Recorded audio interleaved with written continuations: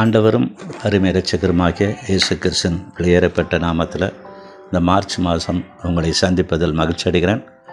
கடந்த ஜனவரியில் நமக்கு கொடுக்கப்பட்ட வாக்குத்தத்தம் வெளிப்படுத்தின 3:8 கடைசி பாகம், இதோ திறந்த வாசலை உனக்கு முன்பாக வைத்திருக்கிறேன், அதை ஒருவனும் பூட்ட மாட்டான்னு சொல்லியிருக்கு. ஆகவே நமக்கு இந்த வருஷம் ஒரு திறந்த வாசலை வைத்திருக்கிறாரு. ஆக இந்த திறந்த வாசல் வழியில் போகும்போது சில காரியங்கள் நமக்கு கற்றுக் கொடுக்க விரும்புகிறார். எப்படி போகணும்னு சொல்லி இந்த மாதம் அவர் கற்றுக் கொடுக்குறார். சங்கீதம் 104 இது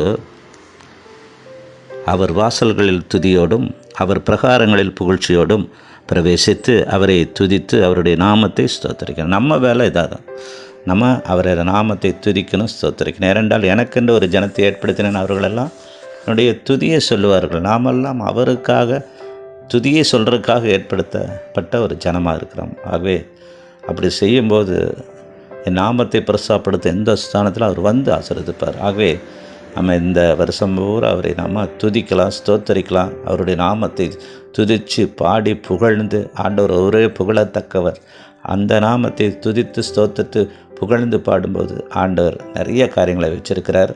உள்ளே போகும்போது துதியோடும் புகழ்ச்சியோடும் உள்ளே சென்று அந்த வாசலுக்குள்ளே இருக்கிற எல்லா காரியத்தையும் சுதந்திரங்களையும் ஆசீர்வாதங்களையும் நம்ம பெற்றுக்கொள்வோம். அந்த வசனத்தின்படி உள்ளே சென்று உள்ளும் புறமும் உள்ள அந்த ஆசீர்வாதத்தை பெற்றுக்கொள்ள கர்த்தர் அனுக்கிரகம் வச்சிருக்கிறார். ஆக நம்ம வேலை துதிக்கிறது, அவரை பாடுறது, அவரை ஸ்தோத்தரிக்கிறது. ஏனென்றால் அவர் ஒருவரே எல்லாவற்றுக்கும் துதிக்கப்படத்தக்கவர், எல்லாவற்றுக்கும் மேலானவர். அவர்தான் துதிகளின் மத்தியில் வாசம் பண்ணுகிற ஆண்டவராக இருக்கிறார். ஆகவே இந்த வருஷம் முழுவதும் அவரை துதிப்போம்.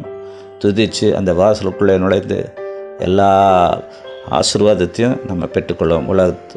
அதாவது இம்மைக்குரிய மறுமைக்குரிய எல்லா ஆசீர்வாதத்தையும் கர்த்தர் பெற்றுக்கொள்ள நாம் தொடர்ந்து துதிப்போம். பெரிய காரியங்களை செய்வாராக. ஆமென்.